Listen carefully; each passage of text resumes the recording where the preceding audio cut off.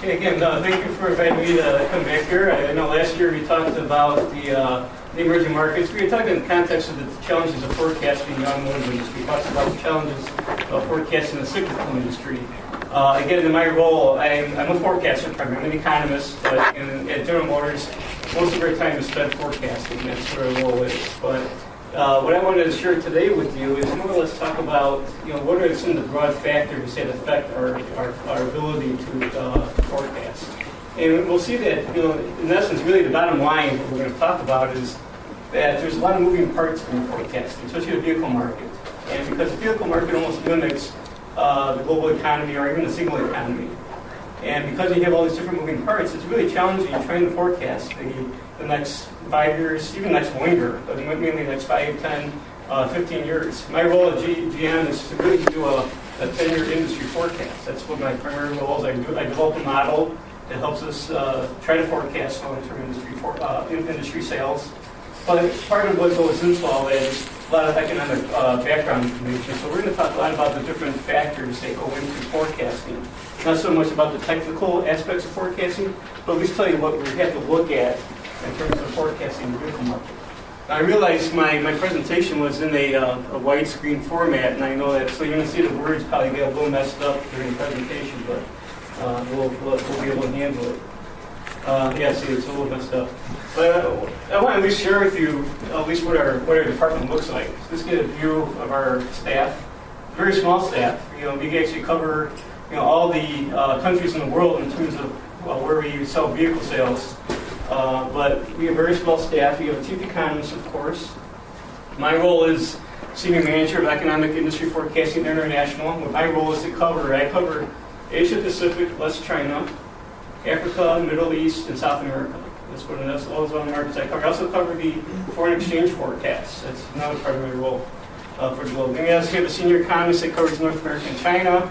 Another manager that covers the market analysis. He basically covers the short-term industry sales outlook. I work with him on the long-term sales outlook. Like I said, I created like a global forecast model we used to do a 10-year projection. We also have a junior economist that covers our energy and trade areas. And then we also have the senior manager that covers Europe. I actually had the opportunity to spend 5 years in Europe myself, serving in that role. That role used to be a rotating job, which was kind of interesting because we had a little bit bigger economic staff. And one person at a time would spend like 3 to 5 years in Europe being responsible for that area. So I had the opportunity to do that once, and so that was a really great experience. Who do we support? What's our supporting role? This is what I like about economics, at least in my role. You really get to touch a lot of different departments. We're involved with investor relations, we're involved with communications. So when people want to put out some kind of notice, or we do our annual report, and they want some commentary on economics, that's our role. We'll write some paragraphs that go into the investor relations report. We're in charge of looking at sales and marketing, both U.S. as well as regionally. We work with the forecast integration team. The thing is, we show the group of economists that we had. Everybody does the forecast, and then we eventually got to combine all those forecasts into one area. Then we take, my job is looking at, or our economic staff's job is look at the industry. We don't look at the segments, we don't look at GM vehicles. Our job is look at the whole market and say, how big are these markets? And then the forecast integration team takes that data, then they'll break it down to segments and to the GM vehicles. But that's not our role. And we help groups like product planning, because if they're looking at a 10-year projection, if they want to start building another vehicle or design a new vehicle 5 years from now, they'll want to know what's our projection 5 to 10 years beyond that point. So that's why product planning is important. We work with public policy staff, especially on trade issues. In fact, I should probably just go to the next slide, because it not only tells us who we report, but also what we do. So we also work on inflation forecasts, especially with the Treasurer's Office. Treasurer's Office in corporate finance, you do a lot of work with exchange rate forecasts, forecasting and also analysis. Look at questions about, well, what's the risk of Argentina's peso devaluing? What's the impact of Egypt? Well, Egypt already devalued their currency 3 times this year. What's the prospects of them also devaluing the currency again? We look at a lot of different exchange rate forecast analysis as well as forecasts themselves. We do economic analysis, growth forecasts, which is important as part of our forecast modeling. When we do our long-term industry forecast model, the GDP forecasts are a key input into that. So this kind of gives a broad perspective of who we are, what we do, who we serve. And like I said, as an economist, this is really great because, again, you get to touch so many different parts of the organization. So this is really nice in terms of the role of an economist, so, and especially in a big company, a global company. But now getting to the topic of today, I want to at least share a quote with you as a starting point from Isaac Asimov. I think this is a really important quote. It says, "It is change, continuing change, inevitable change, that is the dominant factor in society today. No sensible decision can be made any longer without taking into account not only the world as it is, but the world as it will be. This in turn means that our statesmen, our businessmen, our everyman must take on the science fictional way of thinking." And I think this is really the essence of forecasting. The thing is, and I want to do actually toward the end of this hour is do this little exercise and to kind of help you see really what I mean by this. The thing is, we're forecasting, we're trying to forecast 10 years out. And the thing is, like I said, there's so many different moving parts when you're forecasting the industry. You don't know what new markets are going to all of a sudden pop up and become important markets. And so you're trying to investigate that. You've got to try to develop tools. You have to be creative. The thing is, there's no single metric or a single tool that you can use to forecast. So you have to be really creative. I think of creative ways of trying to forecast and look at where the new markets are at. So when you look at the vehicle industry, you look at what are the factors, and again, you don't see the top part of the chart. But we're looking at what are the sources of global change relevant to the automotive industry. So these are really factors that are important to help us understand the change in the automobile industry. So we're looking at economics, demographics are key. We're going to focus a lot on economics as part of this presentation. Then I'm going to touch briefly on things like demographics. We won't talk about geography per se. Social developments, regulatory policies, technology. We'll talk about some of those factors and how they influence vehicle sales or the global economy, and then how that affects vehicle sales themselves. So let's focus first of all on economics. Now the broad sources, when you look at economics, as part of our forecasting toolkit in terms of trying to figure out what's going to influence vehicle sales. And we're looking at things like monetary policy. We're looking at the shift from developed to developing economies. That's been a big thing. This, again, we talked about a year ago, we talked about the BRIC markets. We're going to talk a lot more about the BRIC markets today. Look at energy and commodities prices, especially in the broad global sense. And we talked about how many economies became very dependent on China during this whole boom period of China's growth period, especially even after the recession, the global financial crisis. China re-stimulated its economy that really created more dependence of other economies that were commodity exporters exporting to China. And that's creating some problems for key markets such as Brazil, and we'll highlight that later. We look at currency markets, look at fiscal policy, especially for a lot of emerging markets. Fiscal policy is key. A lot of these countries borrowed a lot of money, got into a lot of debt problems. So now we're seeing credit downgrades. Again, Brazil, I hate to highlight Brazil, but Brazil is the key one. We also do analysis on trade investment agreements. That also has some influence on our view of vehicle forecasts. When we know that tariffs are changing, or quotas are changing, or other agreements are changing, that's going to influence our forecasts. There's always those unexpected shocks, things you just don't anticipate. They're relevant to our modeling. So things that we're going to look at, going to be part of some of the factors that are important to us are, again, for instance, like I said, today we're in a period of zero interest rates and quantitative easing. Again, the U.S. has come away from now in quantitative easing. They're getting ready to move away from zero interest rates. But we still have other markets where zero interest rates are still important, or quantitative easing is still important. You still have markets like the Eurozone, the UK, Japan, Sweden. All those markets are still using quantitative easing. You had the China slowdown. This is really, like I said, this is critical. We're going to see how other economies became more dependent on China, and why now these other economies have to reform in order to get out of the bad situations that they're in economically, especially Brazil. I'm going to highlight Brazil a little bit.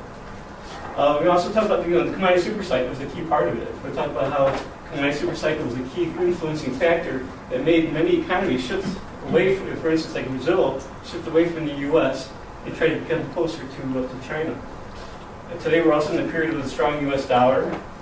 We also have, in terms of like fiscal policy, there's been periods where a lot of these emerging markets, especially those markets that became very close to China, They had the opportunity at that time to reform their economies. Their economies needed reform, but they didn't reform.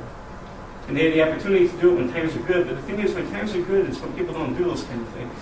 They get too caught up into the good life, and they actually give out more. They give out more handouts. Brazil's critical is an example of that. Instead of actually reforming the economy, they give more handouts. So then, because the point is, and we'll talk about this in a few slides, is that countries became more dependent on China during the commodities boom. And they thought the commodities boom during China's growth periods, rapid growth period, was not going to end. They thought China's demand for commodities was insatiable. So why not focus more toward China and feed that demand, and life is good. But then we found out that China's demand was limited. And now when China slows down, it affects the rest of the world. At least a lot of the world that became more dependent on China. Okay. So again, like we said last time, the global economy is a cyclical economy. You have to remember that we're always trying to forecast a cycle, and that's one of the most challenging things because it's so easy to get caught up. When you forecast a cycle, what's interesting when you're in the real world. Again, you could be behind our desks and trying to forecast a cycle, but when you're in the real world and you're looking at an upswing, here's what it looks like. When you're on the upswing of the cycle, it's very difficult to tell your management that there's a downturn coming ahead. They don't want to believe it. They don't want to believe the party's coming to an end. Same thing when you're at a peak of a cycle. When you're at the peak, they kind of think, what, the landing will be soft. Don't worry, there'll be this blip, things will get better. Well, it's going to be a soft landing. In many cases, it's not a soft landing. Brazil and Russia today is not going through a soft landing. Never at the bottom of the cycle, it's always a view is, things are going to get much better. We'll never get back to that prior peak. So those are some of the real world discussions that go on as an economist when you're forecasting. And even if you have the best models in the world, best forecasting ability in the world, those are the kind of discussions that kind of override all those other factors that you're in when you're dealing with management, unfortunately. Yeah, go ahead. So how receptive is management to economists telling them things like, hey, we expect a downturn, or things are going to start taking off? Yeah, it's tough because this is where you have to show certain ways of how you can predict an end of a cycle. You raise a good point, and I actually, and unfortunately, what I did is I put the slides in backup. But to answer your question, let me just kind of go through those two slides real quick. You asked me a good question.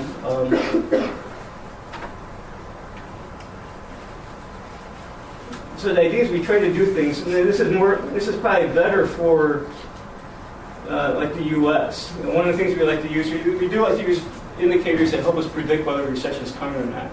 One of the things you might be familiar with from your classes is the yield curve. The yield curve is pretty good. This is the 10-year against the 1-year. And it has actually a pretty good track record. If you look at the red dots, unfortunately you can't see the shading. There's actually shading that you can see on my screen that you can't see up here. But it shows that the red dots actually preceded a recession. So it kind of tells you that when the yield curve turns negative, that there is a risk that we're going to enter a recession.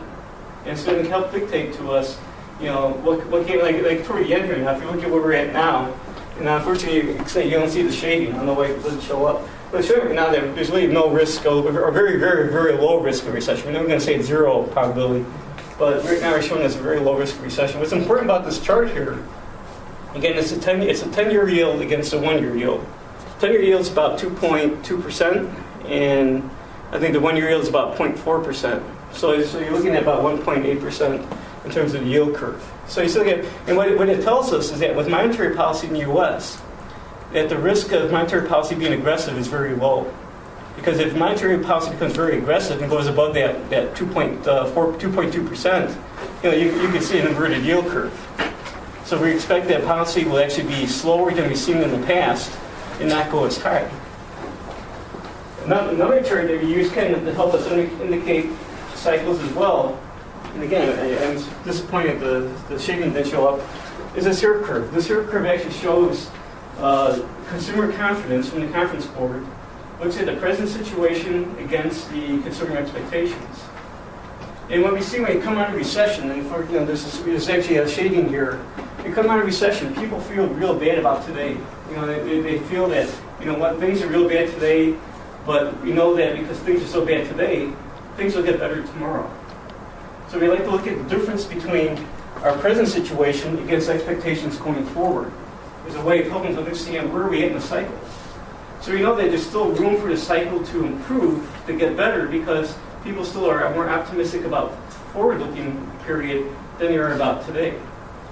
Now, the thing that this chart shows you too, it takes a certain amount of period of time. It varies in how soon people feel better about tomorrow than they do today.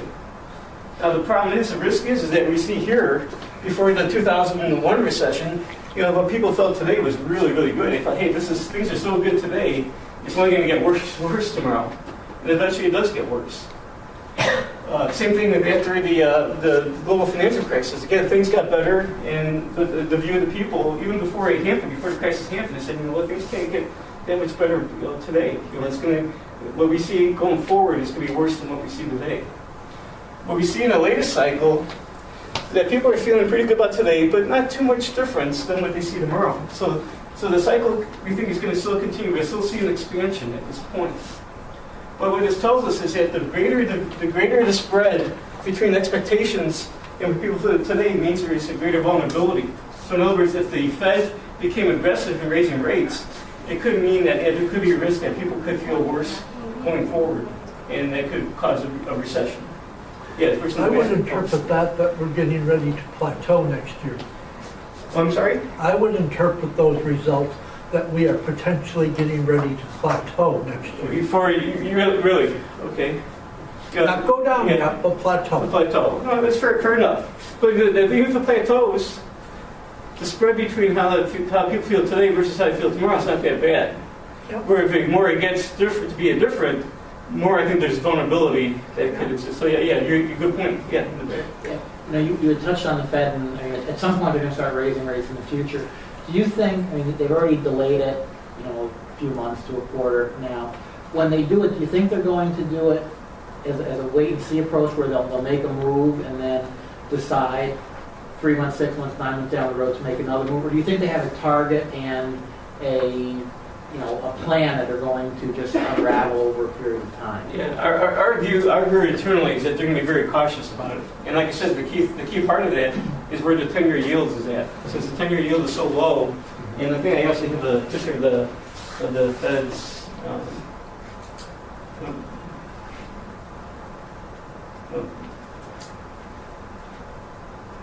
So my backup charts were kind of more important here. Here we go.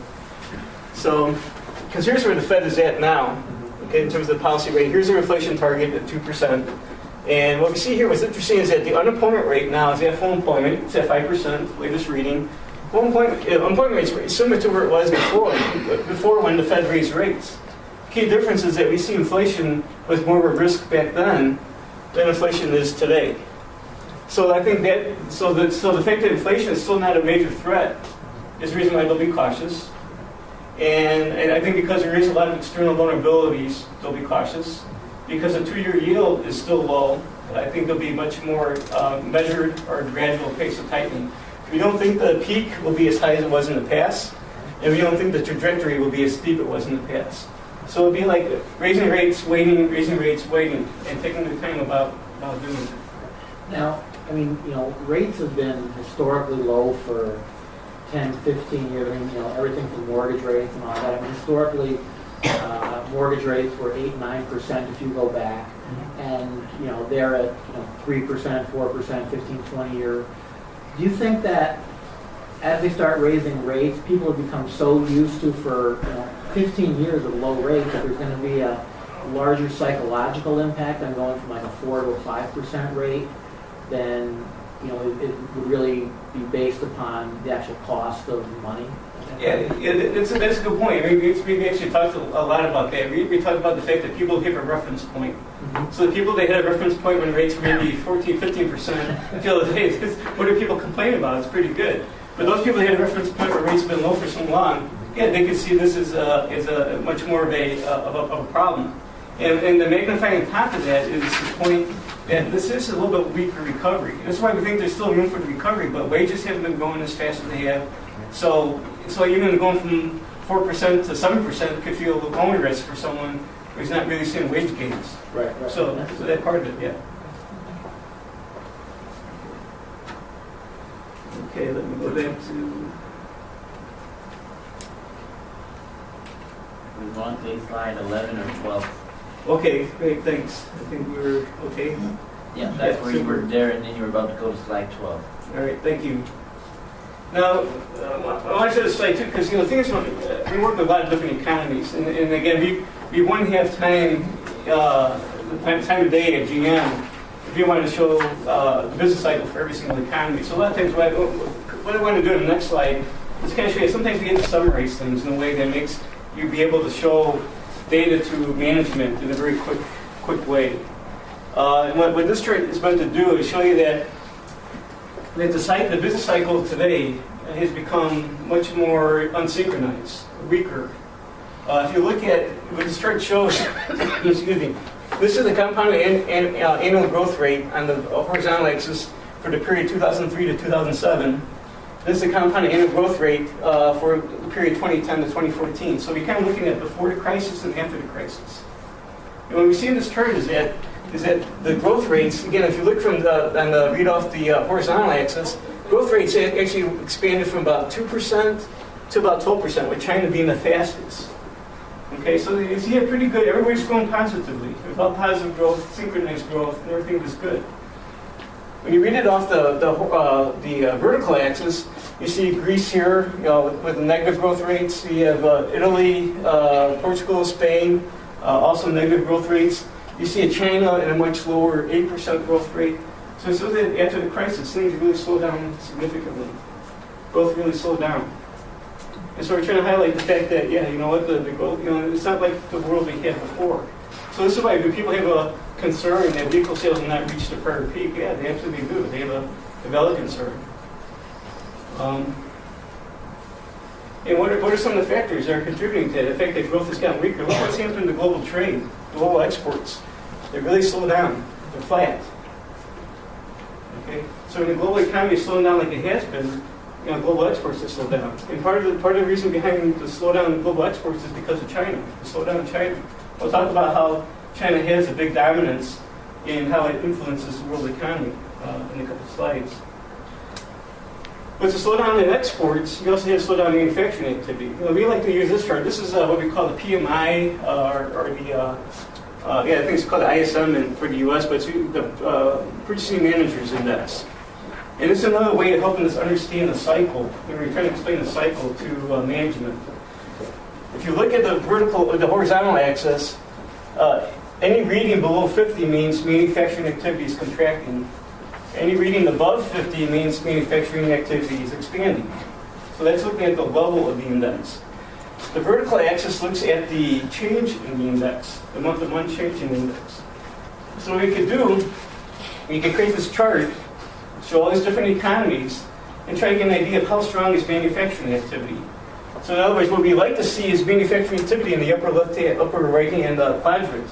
That's where everybody's expanding because their index is above 50, and the month-to-month change is positive. That means we say manufacturing activity is expanding. Where we're seeing quite a few activity, a lot of countries in this lower right-hand quadrant, which is called manufacturing slowing. They're positive, but we're starting to see month-to-month changes that are negative in the index. Yeah. Is the vertical axis a average of 3 or 4 months, or is it just the last month? We're looking at just the last month. Okay. But there's no reason why we should take maybe a moving average or something like that. Absolutely, yeah. I was trying to guess at your color coding. Yeah, the color coding is based on our GM regions. We have, so the purple one is global. We have Europe is in yellow. We have what's called GM International, which is our Asia, Africa, Middle East, which is in the blue. We have GM North America, so we got U.S., Canada, Mexico in red. GM Greater China is the blue. Here's Taiwan and China. It was the Brazil that threw me off. Brazil is the yellow. Brazil, that's wrong color. It threw me off. Again, somehow the color coding. Yeah, well, what happened is Europe is supposed to be orange. Brazil is supposed to be yellow. And again, I don't know what happened when I loaded this up here. This happened last year. This gets a little messed up. So, yeah, Brazil does not belong with Europe. Yeah.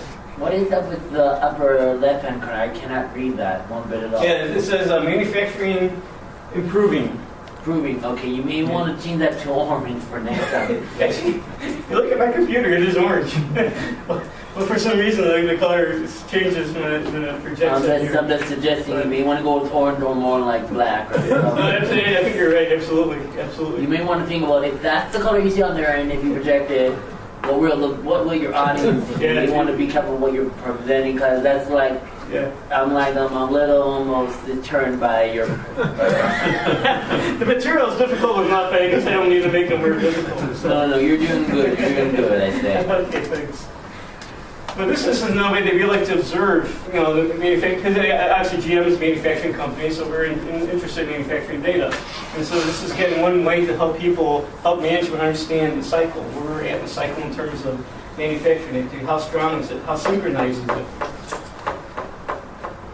Now let's look at the BRICS. Again, we've seen, like I said before, we were talking even last year, we've seen some problems with the BRIC economies. This is just looking at the year-over-year growth rate of the BRICS. You see that Brazil and Russia are currently in recession, year-over-year negative declines in GDP. We're starting to see a little bit of improvement in India, and then our gradual slowdown in China. And again, China is growing, well above, close to 14%. Now it's slowing down to 6.9% in its latest reading. Yes. Is this going based off of what China reported, or is this going based off of what economists predicted? Because I know China was recently gotten a little bit of trouble for fudging their rates. Yeah. No, this is based off China's reported numbers. So yes. And you're right. We had to weigh with a grain of salt, because there's some funny things going on. It was interesting that when I went to a presentation by a chief economist of the conference board. He actually said that probably the work that they've done in trying to figure out the real data for China, he said is that actually the historical data was probably actually stronger than they reported, but the data currently is weaker than they reported. But they said to really to understand China, don't look at GDP. They said look at things like copper imports, or actually look at the copper exports, because that's the more valid data. Look at electricity demand, look at freight. Those are better indicators to tell you really how China's doing. So, absolutely. But this is just telling you that we had it before. Again, the BRIC economies were much more stronger, more synchronized. This is where, again, there was Jim O'Neill of Goldman Sachs that coined the term BRIC. They're saying that BRIC was the next area of growth. That these were going to be the strongest economies. They're going to grow forever. It's like there's going to be no end to their emerging from lower levels of economic development. Well, what we find out now is that China is full of bubbles. It actually was. A lot of these bubbles did pop. This chart shows that the bubbles didn't pop yet. Actually, the bubbles did pop. And if you go to the next chart here, here's the bubbles that are popping. So you see that there was, they overspent on fixed investment. They overspent on housing, the housing construction. They did a lot of borrowing in order to finance all that expenditure. So China is slowing down significantly. And it's because, again, it's overcapacity. The point is they overspent too much capacity. And but China has, like I said, a wide reach. And one of the key, again, we talked last year, and we talked about the challenges of the forecast. We said there's really three channels where forecasting is important when we talk about different countries. The impact of one country onto another country. Those three channels were trade, commodities prices, and through financial linkages. So this is showing you, this is really kind of, in essence, showing you the commodity linkage. Because again, even if you're not a commodity exporter to China, the fact that China's demand was so strong, and when China weakens, its impact on commodity prices was immense. You see the drops in commodities prices. Because keep in mind, when China joined WTO in 2001, it was like in December 2001 they joined WTO. And because they're coming from low levels of economic development, as countries become more developed, there's always going to be this demand for raw materials. Raw materials is one of the first things economies that are emerging need to help them develop. And sure enough, that was in China. That's why you see this huge demand. Look at iron ore. The price of iron ore just surged. Same thing, this is the broad commodities index.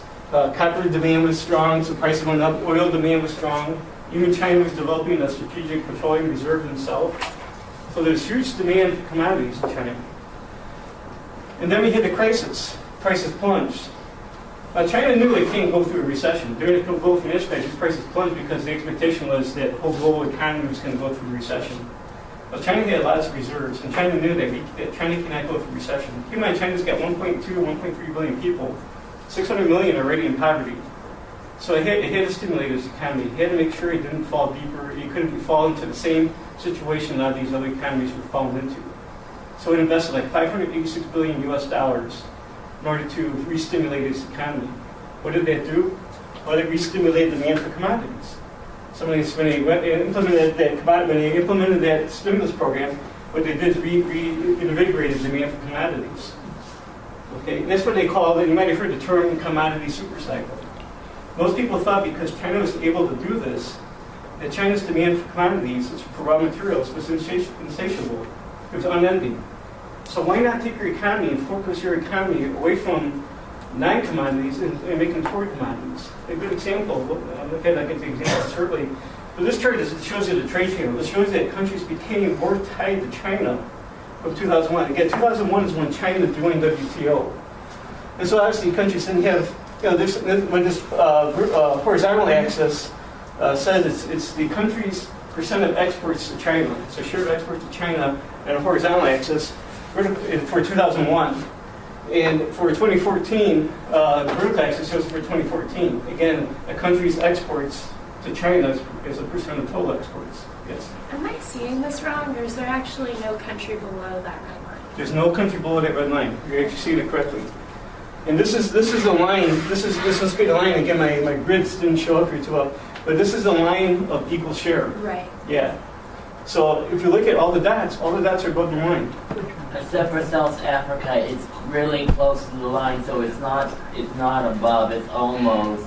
Yeah, the tip is touching the line, but the middle of the dot is above. Hong Kong is so safe that it could take some hits before it goes down first.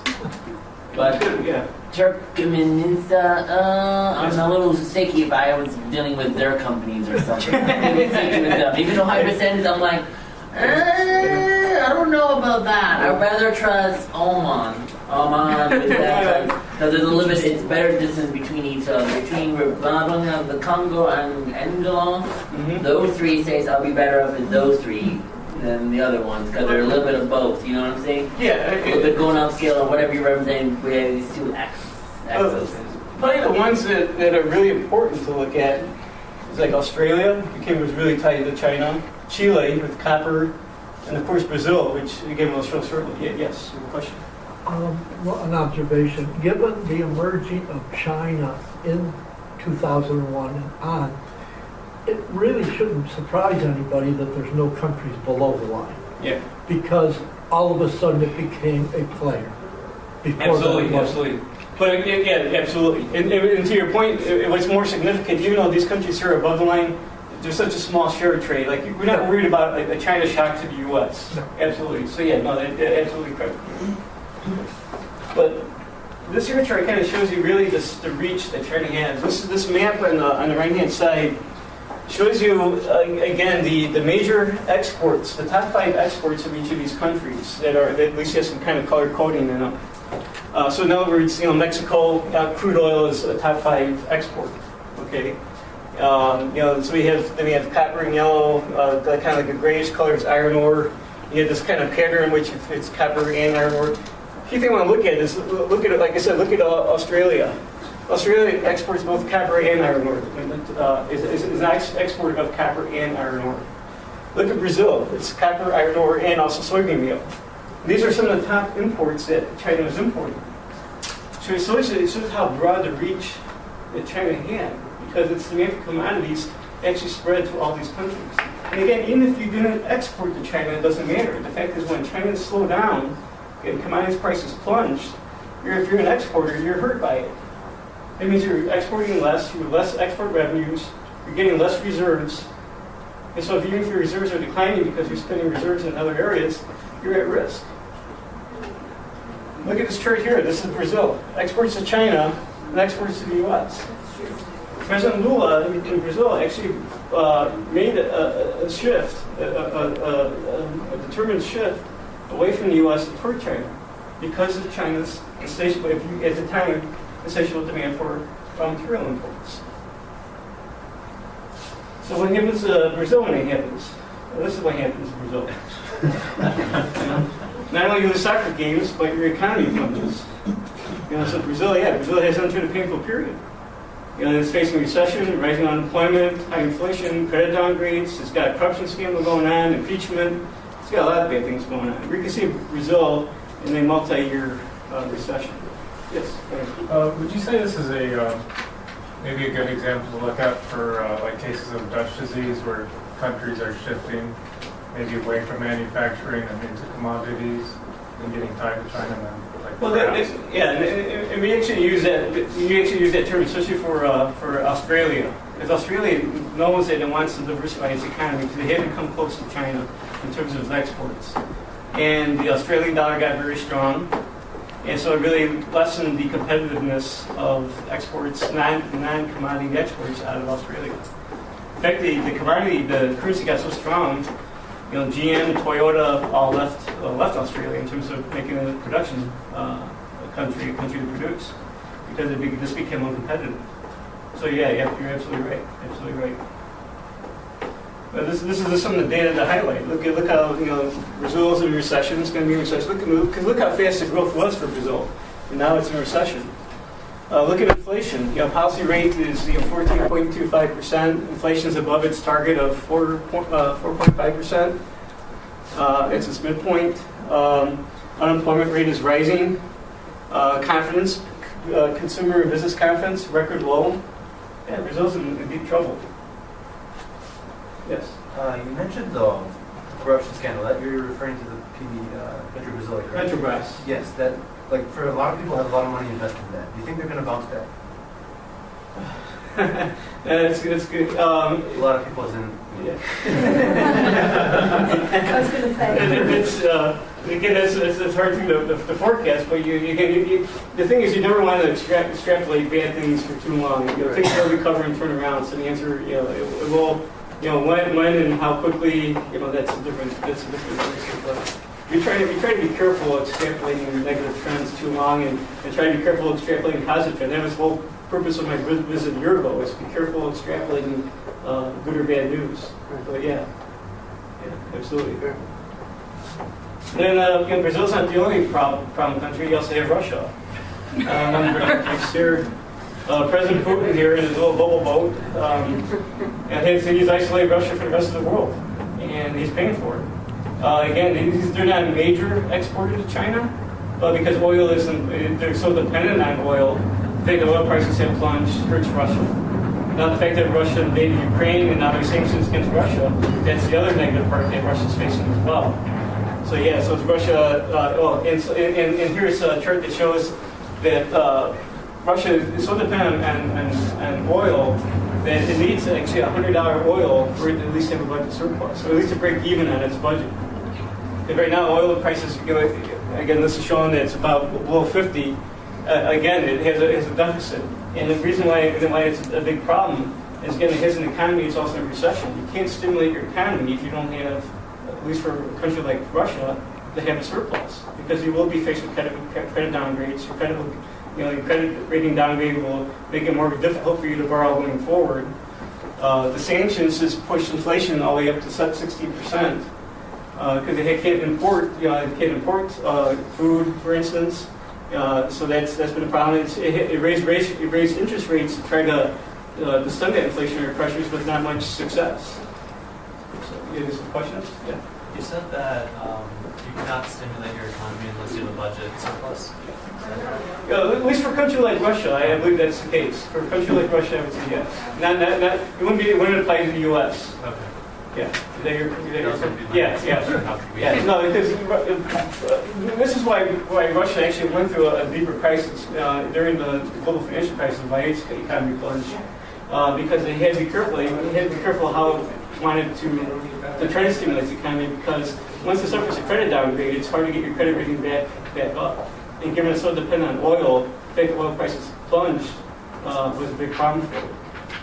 And so when oil prices recovered, then it was able to help its economy at that point.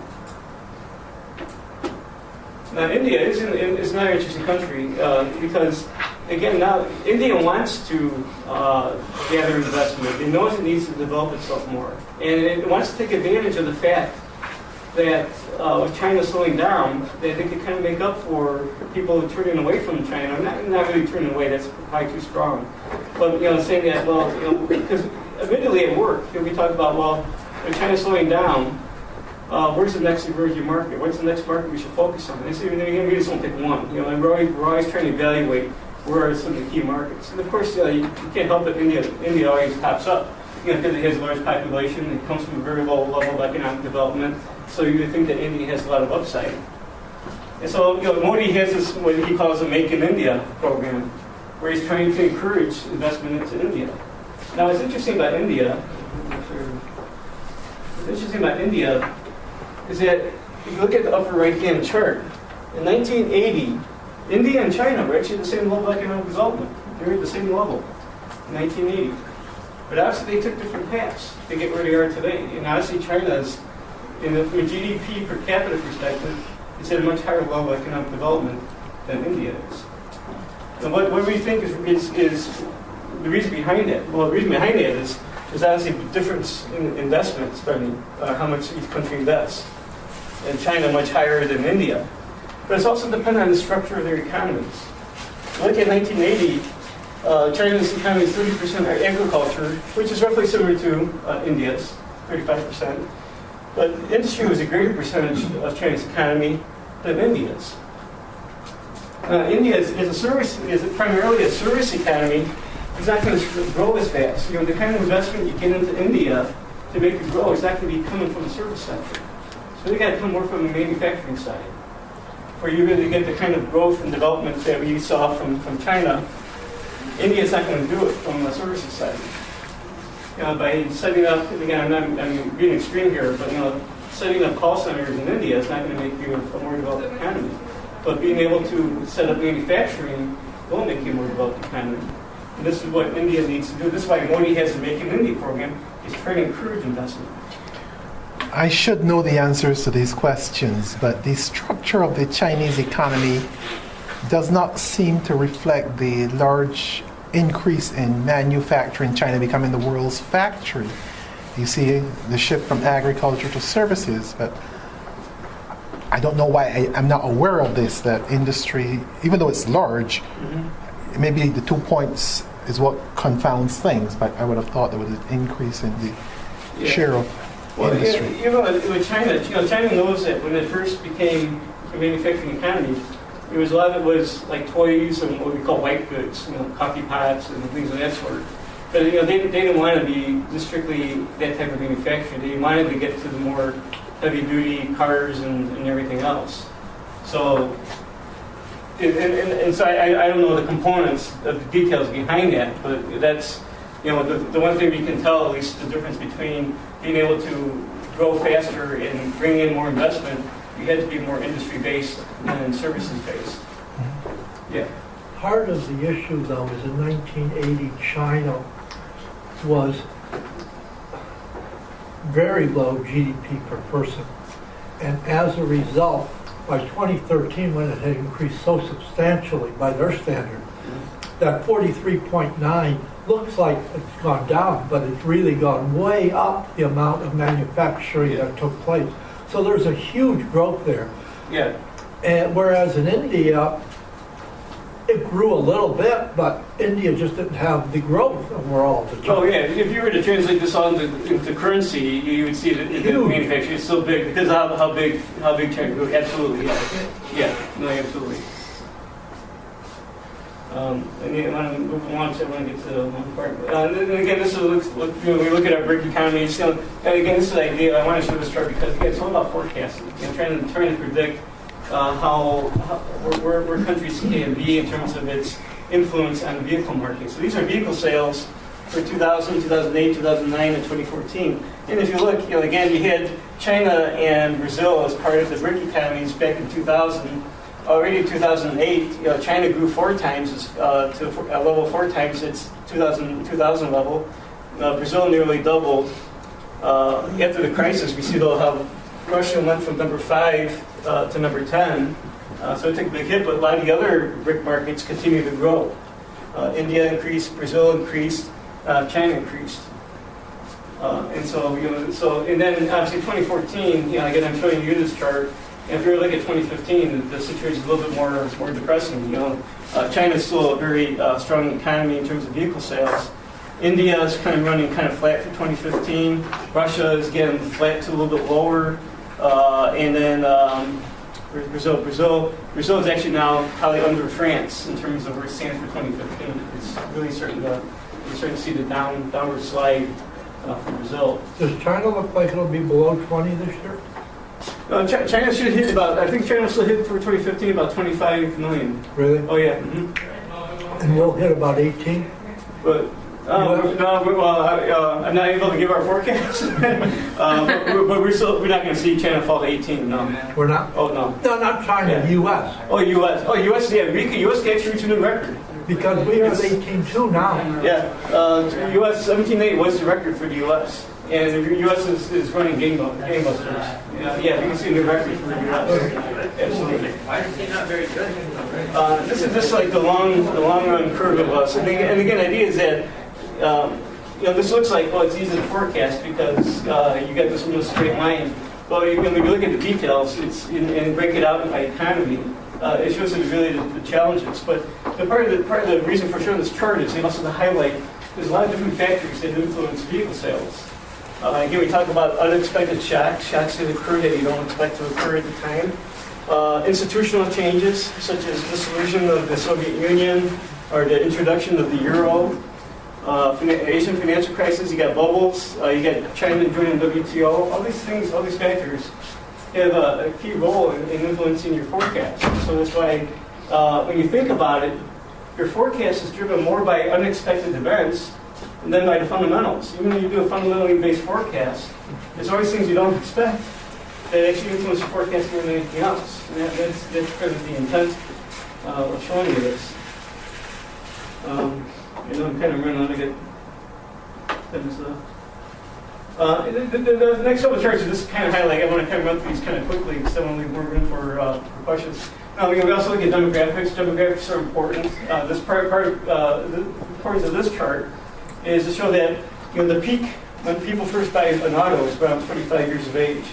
So when you look at demographic analysis, and you have databases we subscribe to where we could look at by country ages of population. So we know that when people reach a certain age, that's usually when the first car purchase occurs, is around this age. Now, of course, it's going to vary by income levels too. So in India, you could be 25 years old in India, but if your GDP per capita is still like $900 per person, you're probably not going to be able to buy that first auto. So this is global, not U.S.? This is U.S. Oh, it's U.S. It's U.S., but we can kind of maybe extrapolate it to the ability we can. The peak auto, last auto you purchase, on the average, is 53 years of age. So again, it's like after you're done paying college tuition, you treat yourself to a car. So your families are waiting for you guys to get out so they could hopefully buy that new Corvette. So you can kind of use this and maybe extrapolate it and try to learn, well, where does this apply for India? Where does this apply for UK? Where does this apply for Mexico? So even though this was good for the U.S., our job as a forecaster is maybe to take models or ways of looking at it for other countries and see what we need to tweak to make this fit for other countries. But this is not the only thing that's interesting about demographics and this whole idea about millennials. Millennials don't want to buy cars. Millennials are too busy with their computers, they don't want to buy cars. Our view at GM is that I probably shouldn't say the word, we just don't believe it. The point is that millennials are just too poor. The point is that they're too poor, they can't afford cars. It's not like they don't like cars, they hate cars, they don't want to drive. They're just too poor to buy a car. They're too indebted, they have a lot of debt. Their incomes are declining, and more of them are staying at home. So they're probably driving their parents' car. So it's not like millennials, and you hear a lot of this, that's why I wanted to show this chart. There's so much things saying that millennials hate cars. We don't believe that. We don't believe, if you get a job, you got to get a car. And so we don't think it's anything dealing with millennials not liking cars. I think millennials do like cars, they just can't afford them. Yeah. So are you seeing a shift yet in the age of first car purchase, and then if people are living longer, a shift in the last car purchase as well? Mm-hmm. You're absolutely right. That's one of the things we have to watch for. Yeah, that's one thing. Yeah, people are living longer, so that 53, 54 years of age can be pushed out. You're absolutely right. And this is all on historical data, but we need to kind of watch this on as much as you can on an annual basis to kind of make sure that maybe these little stats are starting to shift. Absolutely.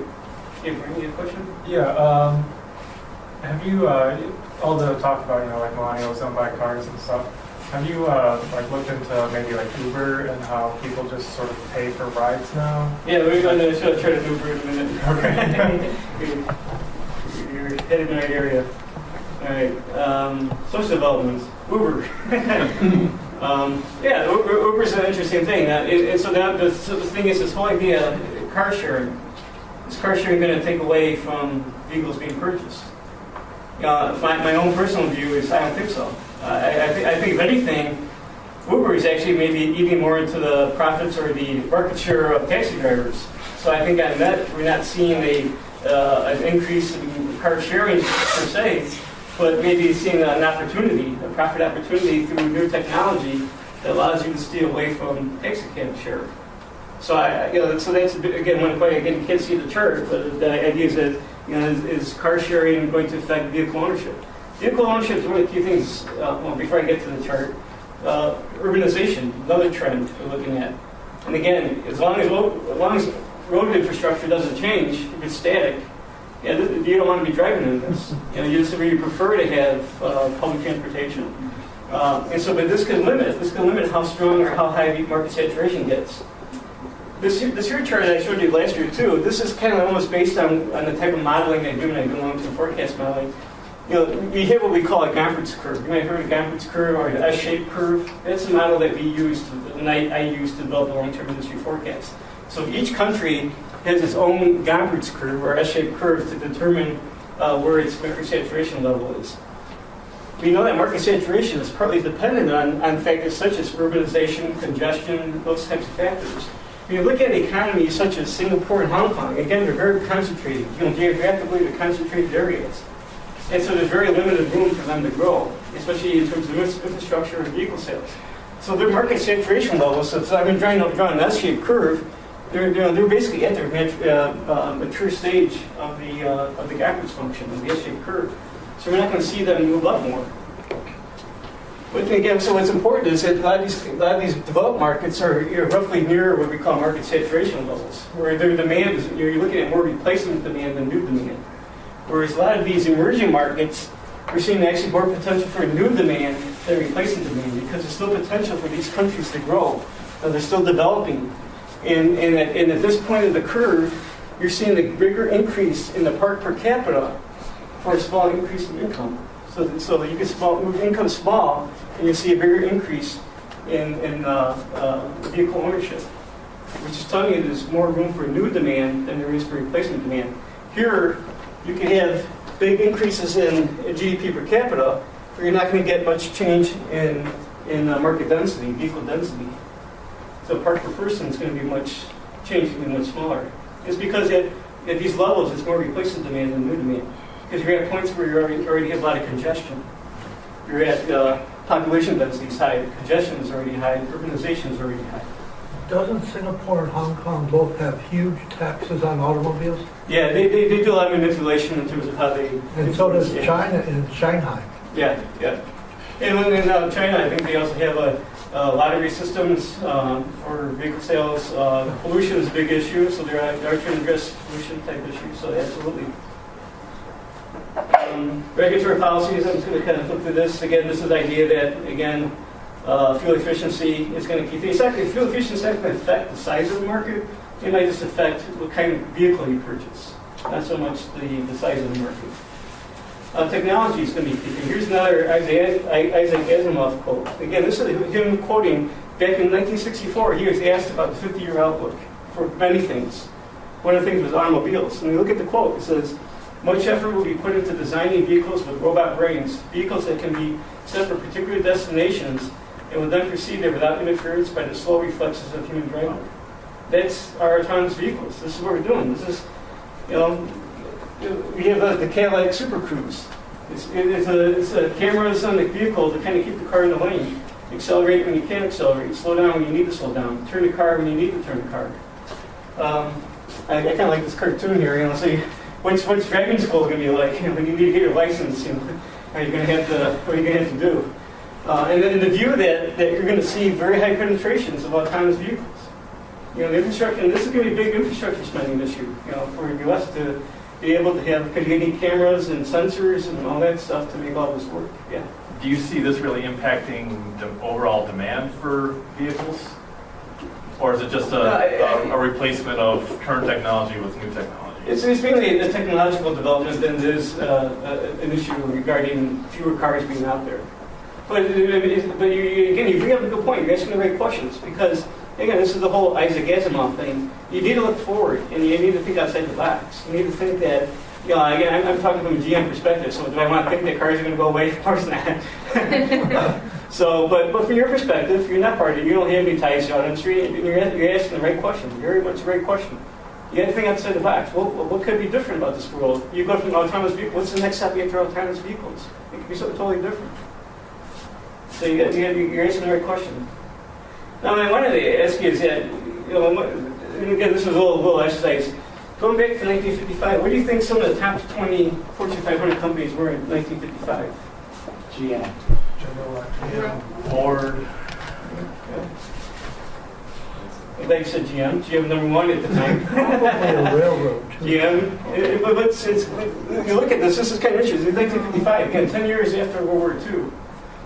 And it makes sense. So you're going to see a GM, you actually see Chrysler, you don't see Ford. You see Chrysler there. You see steel companies too, like U.S. Steel, Bethlehem Steel. You see a lot of oil companies. This is what you need. This is what you need when countries are developing. Again, this is after World War II. You had the baby boom. And so this is a lot of these are manufacturing companies. You know, you got oil companies, a lot of oil companies, tire companies. Now, if you go to 2015, what do you think is how many of these companies do you think is number one or in the top 20 in 2015? How many of those? What's it? How many of those? How many of these do you think are still in the top 20 in 2015? Yeah, a couple. Two. Six. Yeah, you're close. Who do you think is number one?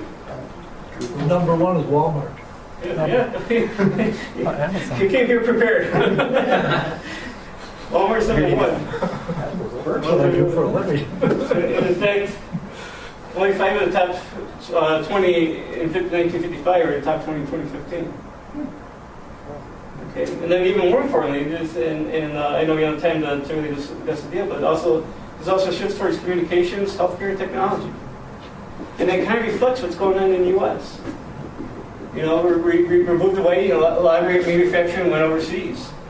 We're also looking at healthcare. You know, we are aging. We're not like aging like some countries are, but healthcare has become more important. Technology has become more important. Communications has become more important. And so this is like, what's your name? Dave. Dave. Yeah. That's why you're asking the right questions. So you think of the U.S. You know, what's the U.S. going to look like? You know, 50, 60 years from now? Are we going to still see these companies here? Which of these companies are going to be gone? Let me just do one more quick thing. I was asked about global. Look at global. Walmart's still number one globally. But if you look here too, you see there's a lot of Chinese companies that are part on the global side. A lot of global, still a lot of oil. In fact, if you look at the top 10, it's only Walmart that's not either an auto company or a commodities company or a raw materials company. And it's reflecting the fact that, like I said before, again, it was only in 2001 when Jim O'Neill coined the term BRIC. I think it was 2001, 2003, where he coined the term BRIC. And where emerging markets have become more important.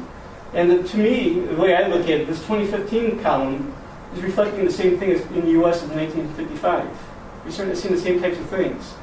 And it's because the global economy is now more mature. Now, the U.S. is only a smaller part of the whole global economy, but the global economy is becoming more reflective of countries that are becoming more emerging. Because there are more emerging countries out there. And so, you know, so the point is that now we're here in 2015. The question is, what does the world look like? I think was my question here. What changes can we expect in the next 60 years? Yes.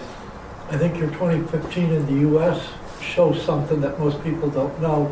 Walmart is the number one retailer. The number two retailer is Costco.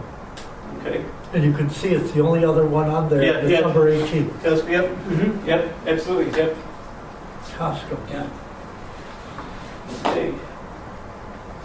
And so I wanted to summarize by saying a few things here. You know, the evolution of the global economy is influenced by many moving parts. We kind of covered some of these moving parts.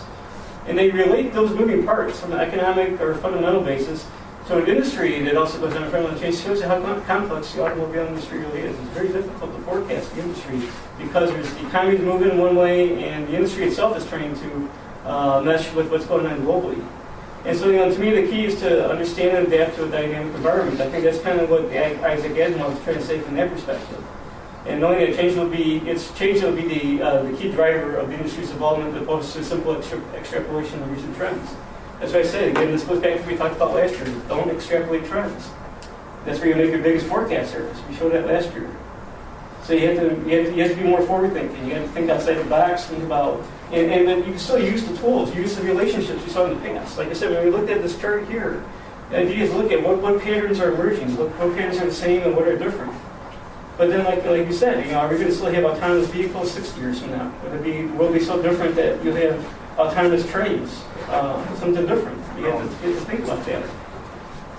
So that's kind of what I want to leave with. I also wanted to, you know, you guys are students. I imagine you're all econ students, and I'm hoping that you all see engaged with economics. And I just want to at least point out a few things. You know, there's a website called nabe.com. I think it's a really good website if you want to stay engaged with economics. I'm a member of it. We also have the Detroit Association of Economics. We hold meetings at the Federal Reserve Bank of Detroit. It's the Federal Reserve Bank of Chicago, the Detroit I think you're branch. forgetting business in there, it's Detroit Association of Business. You're absolutely right, yeah. Detroit Association for Business Economics, absolutely. Even the Detroit Economic Club is a great club, and it's affordable. Again, you could be a student, and if you're under 40, I think you pay an annual fee of $75. And they got fantastic speakers. Presidential candidates come there. You get a lot of. I had the opportunity to see and shake hands with a lot of people. GM is a member of the Detroit Economic Club, and so you get to see some really great And the talks. school will often function by a table for students to go. Yeah. And when you guys are ready for a job, nabe.com is a great place to look for job listings. I also put AEA Web. It's called a JOE. It's Job Opportunities for Economists. So I'm just trying to give you guys a little bit of an inroad to what things you might want to look for if you're wanting to stay in the economics field or go to graduate school. Not a bad idea either. So I just want to say thank you for your time and attention.